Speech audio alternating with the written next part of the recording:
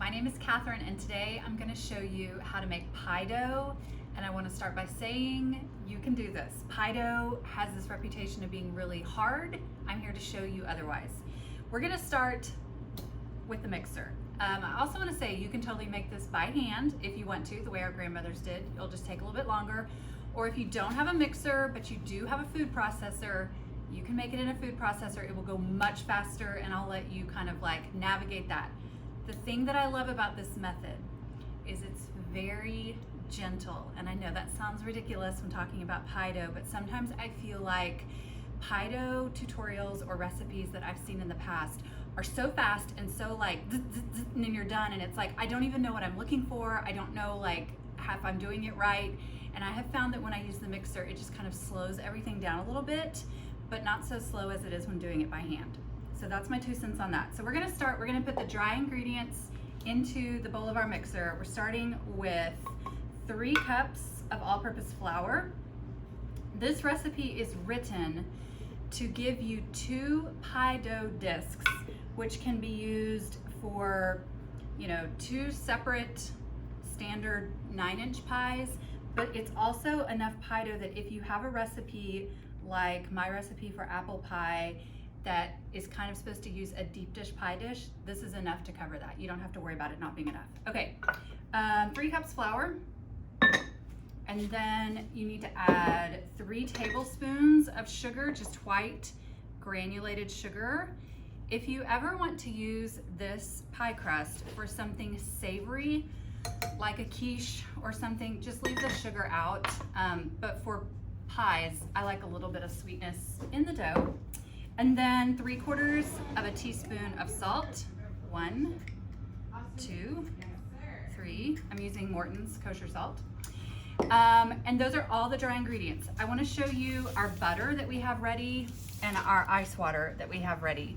This is 2 sticks of unsalted butter that's cold, that has been cut into, largish chunks. So this is what you need to have ready before you start. And then I also have a pitcher of what 2 minutes ago was ice water, but because it's so hot, the ice is melted, but you want cold water. If you have a refrigerator with like a chilled ice water thing, that's fine too. I just dumped some ice cubes in here, and we're gonna measure the water out. So if you have your dry ingredients, your butter, and your water, then you're ready to go. So let's make pie dough. Okay, the first thing you do is all of this is gonna take place on the lowest possible speed.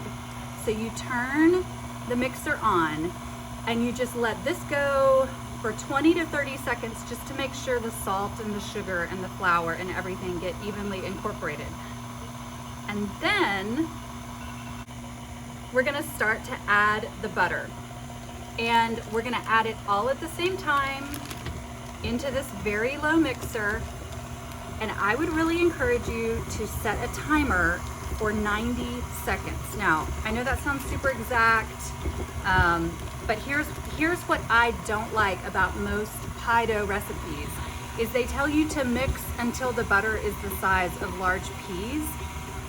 And that just doesn't help me because I don't know. I always second guess myself. I'm never sure if it's done, but what I've tested here is if you just let this go for about 1.5 minutes, that's all you need to worry about. And the butter will be the right size at the end of that. So we're gonna let this go.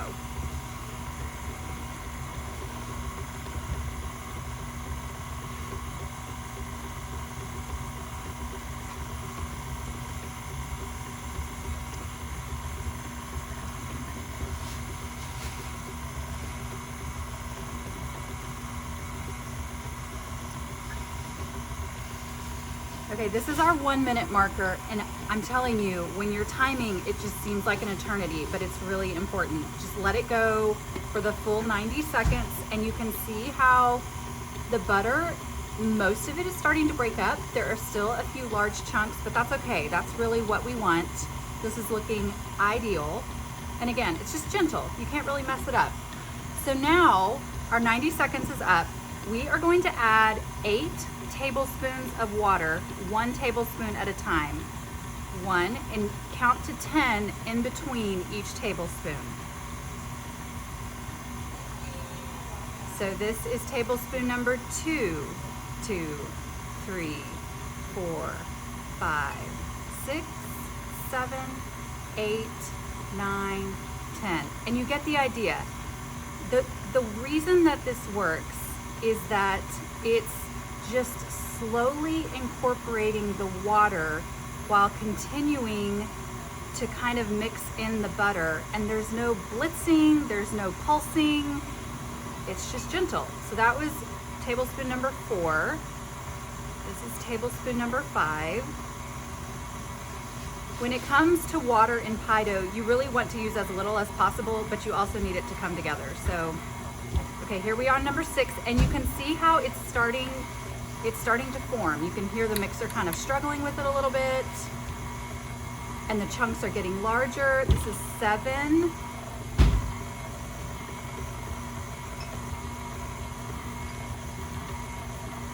Here's 8. So that's the minimum amount of water.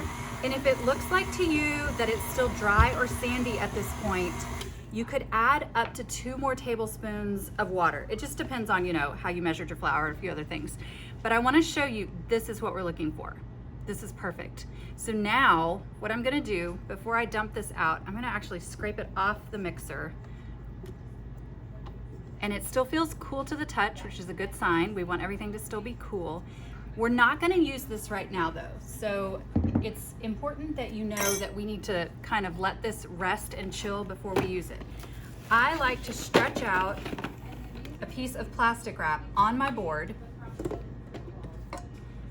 Take this, dump the whole thing out. Okay, so it's gonna look like a mess, but here's what we're gonna do. We're gonna kind of press it together in some form. It doesn't really matter at this point. Just get it in one form. Eyeball it and cut it in half, okay? Don't be super obsessive about it. Set one of the halves aside. Okay, so this is one pie dough that we'll roll out later, but we're gonna form it into a little disc like this, put it on the plastic, cover it, and then this needs to be stored in the fridge for about an hour or so until you're ready to use it. And then repeat the same thing with the other half. And this is a great sign. Do you see this chunk of butter? That's what we want. You never want the butter to be like pulverized. You want to still be able to see the cold butter because that's what creates a flaky pie crust. Okay, so this is the second little disc. Wrap it up. Okay, if you were making pie on the same day that you made the dough, you would need to let these chill in the fridge. A couple things are happening. We need everything to cool down. We need the butter to get as cold as possible. It's warmed up in the mixer. Also, the water is going to hydrate into the flour, and everything's gonna be easier to work with if you just let this rest in the fridge for an hour. If you're not making pie today, you can store this in the fridge, which I strongly recommend. Like, make dough one day, make pie the other day. But you can stack these up in your fridge for up to 3 days, they're fine. Or you can keep them in your freezer for months and they're great. So like, get a head start. If you're making a bunch of pie, you can store them in your freezer. But these are ready to go. When it's time to roll it out, and we'll show you that process here in a little bit, but when it's time to roll it out, you are not gonna be able to go straight from fridge to pliable dough. You're gonna need to let it kind of like move and warm up a little bit, and that's a completely different video, which I'm going to be showing you soon. But this is how easy it is to make pie dough. I hope you've enjoyed how gentle that was, how predictable it was, and how simple it was. Happy pie.